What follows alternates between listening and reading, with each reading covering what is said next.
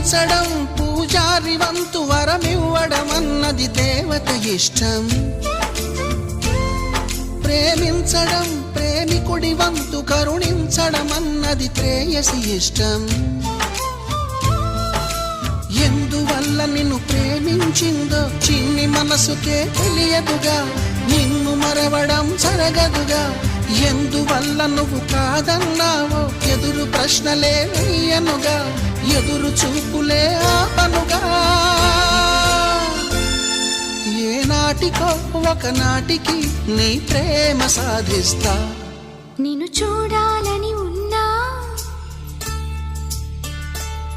నిన్ను చూడాలని ఉన్నా,